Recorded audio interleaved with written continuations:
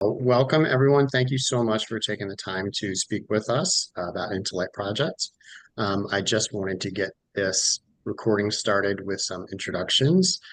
So, Amber, why don't you take a second to let everybody watching know who you are? Carpenter, nice to meet you. Deputy Director for San Bernardino County Substance Use Disorder and Recovery Services. Wonderful. Thank you so much. Michael? My name is Michael Schweitzer. I'm a senior program manager with Substance Use Disorder and Recovery Services. Wonderful. Thank you. Miranda? Hi there. Good morning. Miranda Canseco from San Bernardino County, Public Relations Supervisor. Fabulous. And I am Jeremy Hevel. I'm one of the portrait artists for Intellect Project, and I also volunteer my time as a social media coordinator for the project as well. Theresa, you need no introduction, but why don't you say who you are? I'm Theresa Clower, founder of the Interlight Project. Wonderful. So we're here specifically to speak about the California exhibition. I really want to get it started first by saying if anything comes up and anybody feels any need to jump in, please go right ahead and do it. The first question I want to ask is, aside from gathering families and community together for the exhibition, what do you feel was the impact of Intellect Project in San Bernardino County? I was sitting here thinking, right at this time, the impact at the school also impacted our department. I think our public strategy of raising awareness and providing interventions, it definitely helped us increase our message. We started other campaigns.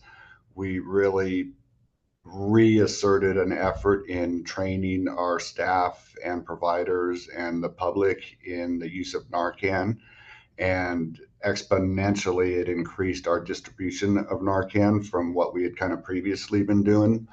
It led us to training Narcan distribution in the schools with law enforcement, the court, our CAO's office, all kinds of different places that we hadn't reached in the past. And I think it really did drive that awareness internally, as well as developing a swift message at the same time as Intellite Project was going on at Cal State University San Bernardino to start a public awareness campaign, which has hit millions of people.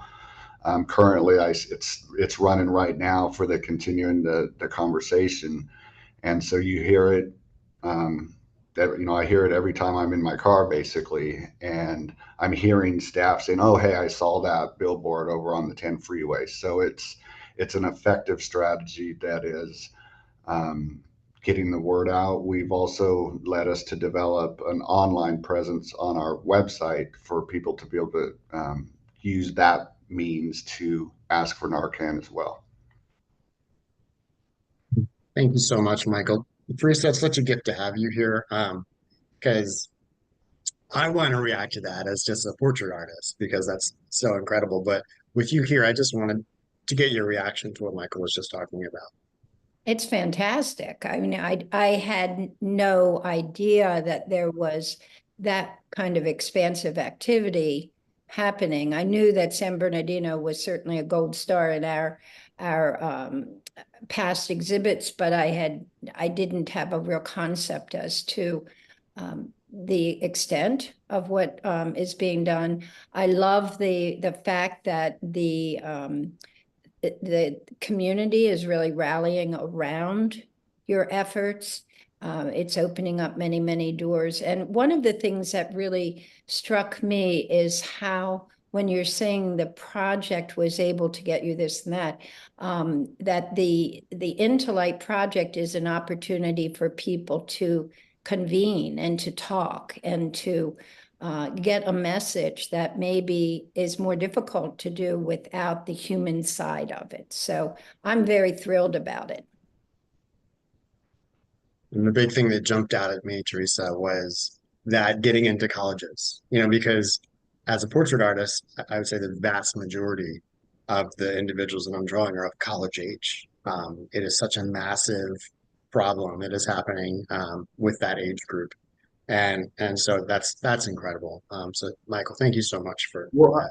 and even that aspect too, because I don't want to just gloss over the work at Cal State, because we had a lot of fairs where we were there on campus. And I remember one time sitting back and watching our staff talk to some college students for probably 5 or 6 minutes about the benefit of having Narcan, and them talking about, like maybe they're not using, but they know people who have, and they were willing to carry the conversation.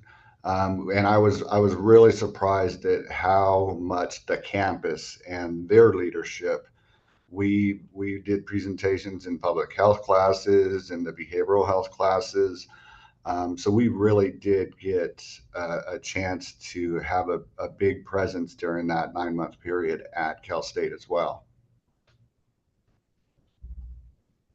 Fabulous. It's fabulous. Thank you so much, Michael. Um, I'd love for someone to speak to whether or not you feel the exhibition provided additional opportunities to educate the community at large. And if so, can we speak, to those experiences or any specifics? I think Michael kind of touched on it, but I think the Into the Light exhibition really allowed our county to kind of start to think, how far can we educate the community? We partnered with our public health department, and we created an awareness dashboard for the community. And it brings to light data and statistics. And it was a partnership that I think was, developed for educational purposes, and also as a tool that when we go out, we can actually provide statistics, real-time statistics on the impact of, the fentanyl overdoses and what is happening. And so I think through the exhibit, we're able to show the lives of those that were impacted, and also we're able to couple that with information and really be able to speak in a way that educates the community. We've gone out to our Children and Family Services department, and we've educated their staff, and they're actually asking for additional training on Narcan, and so they can save lives. So I think the exhibition has really given us a place and a space for people to go to and actually see those that are impacted. I think the other educational opportunities, we had a spoken word event just a couple weeks ago in the space, and it was amazing. I think we had over 40 people come to the space and experience the impact. And personally, some of those were impacted, and those that were performing, they used the stories of those that were in the Into Light exhibition in reference to their own, and combine the two, and that was extremely impactful. Now we're looking at opportunities to share that even broadly, not just for the one night, but beyond. And so I think right now it's just really creating this spark of innovation and seeing how far we can go. Well, as a social media person for the organization, I would do anything for some footage of one of those spoken word nights. I'm sure Theresa would agree with that. Love that. Yeah. That was wonderful. Thank you so much, Amber. Do you all feel like Into Light effectively raised awareness, kind of helped change some hearts and minds. Amber, it sounds like that's what you're really saying is in seeing a face, learning about a person, a name, and a story, so much more impact than just a number and a statistic. But I'd love to hear if there were any specific instances that stick out, or just really would love for you to speak to that. I think with the awareness, I when I think about it, I think of it kind of on two different levels. I think one, our internal awareness as a department, and then also that public outreaching component, because it really sparked when sparked the discussion internally too, because we're all Narcan trainers in our department. But now the distribution thereof and the intervention. And I've had more and more conversations with mental health clinicians coming and coming to my door and having the conversation, and some of those units to start carrying Narcan themselves or giving it to their consumers that, traditionally they kind of hadn't. It would be more a referral to SUD. So that's one component that I've really seen expand over the last couple of years. And then just the effort, I think when Theresa and I would talk, it's like I don't think it's coincidence, the timing of the project, and then also just the sudden fast move of us publicly moving forward, and the places we were able to get out and reach and have the discussion. The broadening of a discussion around younger people, and even, teenagers, and that discussion that a lot of times was not a real public facing discussion. And then, the families allowing us to have them as part of our campaign. And, that's one of those direct presentations of Into Light in our campaign that is now going to be, a permanent fixture in kind of our outreach efforts, surrounding this, very needed topic. I think and I still, because it's when the people also that are helping have a shift in mindset that we are able to, kind of back to that, keeping the conversation going. And it really has been an effective change, I think, where we're getting millions and millions of hits through that social media campaign. And thank you to Pro for taking the lead on that one.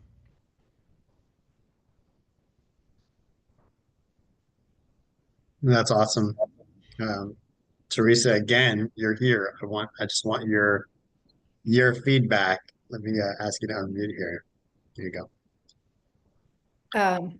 Well, I think that the outreach, like you said, Michael, it's not coincidental in many ways. I think it's a combination, and that's what San Bernardino is really taking the intent of the Into Light project and carrying it into the community even further than what we were able to do, in that you're reaching into, because of that momentum, I think, that you received as a result of the partnering with us, you're able to enter into schools and community organizations and health departments, et cetera. And now they're coming to you. So that it's just sparking, it's igniting all of that is what I'm hearing. And so it's really a joint effort, because your department was 100%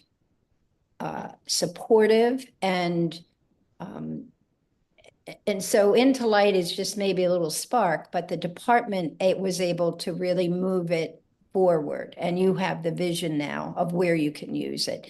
And so I feel like I'm curious whether you've experienced more open conversation about drug addiction. In other words, that would say to me that stigma is not as much a factor if people are willing to really open up and talk about it. I'd like to hear if there's any reaction, you know, from the community about all of that. But what I'm hearing is that it is really now a full out blown community effort to get this under control. And I'm happy that Intlight maybe sparked a little bit of that. Yeah, absolutely. And I think, you know, it's when I talk about it with SCD, it's like I've always done it, been willing and able to talk about it. But I think in some of the places where we have been able to get, and I don't want to at high levels, like even with the opening of the Cal State project, you know, with our state representative being there and having that him sit there with us when we were handing out Narcan and continuing to have that open dialogue and with leaders in other areas, other departments. Amber had mentioned CFS, where we've also have our TAD office is handing out Narcan. So we've really had those leadership discussions as well of expanding this intervention, in addition, which is then a byproduct. You don't have an intervention in place without having the conversation and without being willing to have open dialogue of, that it's something that we need to be prepared to intervene with. Even for us, I remember that one of the first distributions I did, it was the first one actually, was during COVID, during homeless, and having just the conversation with people about, hey, people are carrying this in their purses now just to have and to be willing, for a possible to help. And I think it's unavoidable, in our country right now to know that this is a very impactful situation that needs to be dealt with, and more people are stepping up to have that discussion and to be willing to intervene as needed. And I think too, to tag on to what Michael was saying, Into Light has provided us with such a strong foundation for our campaign. And like you said, building that momentum, Theresa. I think what we really wanted to focus on as we were continuing the conversation and as we were building out the campaign was, how do we make addiction not a them problem, but an us? This is an us. And so by partnering with the families, utilizing their family photos, utilizing their stories, it brings it really close to home. And it shows that's why we tied in that this can be a mother, this can be a student, this can be you and me. And it's not something that we have in our mind of what addiction can look like. And so I think that has allowed us, what has made this campaign and the work that we've done here so successful, is because we have the real stories, and it wouldn't have been possible without Into Light at all. It's incredible. Yeah. To unmute this. Has there been much outreach to high school students? I know at one point we talked about that Friday night gathering of high school students, and I didn't get a whole lot of understanding of what that is, but you did talk when we were there and closing out the exhibit about taking this concept or the project to the high school students to work on buttons. Did they ever has any of that happened yet? Well, so in our first use of the continuing the conversation was in Victor Valley at our museum. And so I think our next plan for that will probably be at our museum down here in our Central Valley. And then I think that'll be some of our furthering discussions of, okay, where next? Because I think we had talked about, and then I guess at that point it would be how to maybe space wise, because those two sites have space. of the F&L programs we'd have to look at breaking it down, or maybe even adjusting it. Because when we did the presentation at our museum, we've expanded your package to have some bigger storyboards for the people. So we've built it out. So maybe breaking it up a little bit or seeing how we could do that. And then also having the teaching component, which I think was in your package as well, to make that inclusive of how we keep it going around our county. And this can be for other counties or organizations that are looking to bring in Into Light. We've really split it up into phases because there's so much great work to do. San Bernardino County is also a very, very, very large county geographically. So there's a lot of work to be done. So our department has taken it on by phasing the work that we do. And each phase, we've grown larger and larger and brought on more partners. And so I think it was around the phase 2 of our developments, we Department of Public Health reached out to us, and we really formed a really great partnership with them. And public health, we do a lot of outreach events with them, where we'll set up tables side by side, do Narcan training, co-present in doing presentations on naloxone, fentanyl test strips, and really assisting each other in all of the events that the community hosts, so that way there's representation and resources there. Public health has been taking on most of the front for our K through 12, and then we'll take more of the universities, but it's because of the partnership. And then, like Amber mentioned, also Children and Family Services, the Sheriff's Department, Stop the Void have all been great partners as we've been building out these phases. So we see definitely there's more work to be done, and it is in the pipeline as we continue our work.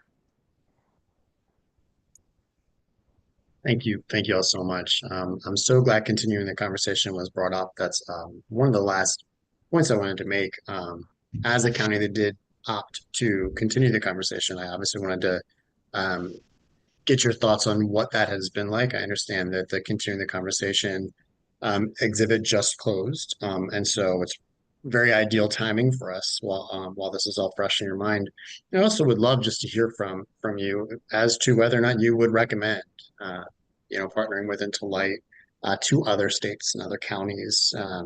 It sounds like it, but it's always nice to hear it from you. So please take it away. That's a resounding yes. We would definitely recommend the Into Light exhibition. I think kind of in a summary, it does help start the conversation. It gives us that foundation, and it helps us integrate all of the work that we're doing around the momentum of those that were impacted within our own community. It gives a visual, it gives impact, it gives really truly that foundation and their experiences. And I think also for those that maybe on the peripheral of substance abuse or maybe not, I really find it hard pressed for those who aren't directly impacted, but it creates that sense of community directly. It shows that there are people within the community that they're neighbors with side by side. Again, you, me, your neighbor, your sister, your brother, young, old, it could be anybody. And so having Into Light be there and be that foundation for all of the governmental type work, the statistics, the data, the outreach, the campaigns, it can all be centered around one foundation. And I think bringing it together, that can be the hard part for those that are doing the work. It's creating an integrated campaign and efforts. I think this helps to interweave all of the efforts that folks are doing, whether it be policy, whether it be outreach, whether it be engaging the families. we can all have a conversation around this. And we can all kind of plan our efforts around, you know, the visuals, the data, and all of those things. It solidifies the work that we're doing. So I think it's very important. And I would definitely recommend. Thanks, Amber. Michael, do you have any thoughts with that? Oh, I echo the sentiment. I would definitely recommend it, and I think it helped create that spark and helped us, kind of like Amber said, give us something to rally around and to then help expand our efforts and connections with other departments, other agencies, the public. It definitely moved the needle in our conversation within our county. Amazing. Well, Theresa, you just heard an awful lot. I want to give you the opportunity to, give some final parting words here. Well, I mean, it's hard to even follow all of that. It's very inspiring to me. You know, we all kind of live in a little bubble in that we're doing our work and we do the best we can. But by hearing from all of you after several years of being exposed to the efforts of Intolight and using the intent of that project moving forward, I cannot thank you enough for that, not only the support, but really the vision that you have, because people sometimes are afraid to take risks. And this project is an unusual project. Nora Volkol, who I know you all know from NIDA, in our foreword talks about that. Whereas we're not, neuroscience and the arts are not generally bed partners. But when you combine the two, you've got the statistics and all of the facts on the one side, and you have the emotion on the other side. And the emotion is what's going to make the difference. So, yes, we need the facts too, but the emotion will move people. And I'm just so appreciative of all that San Bernardino County and what you've done. As you're moving forward, we'd love to continue to hear how things are going. We'll touch base with you. I cannot tell you how many times I have referred to your health department as I move around the country. We're now working in, I think it's 6 or 7 new states coming up. And every single one of them, we bring up San Bernardino because you are truly such a shining example of how this project can work, should work, and is working. So thank you all. Really appreciate it.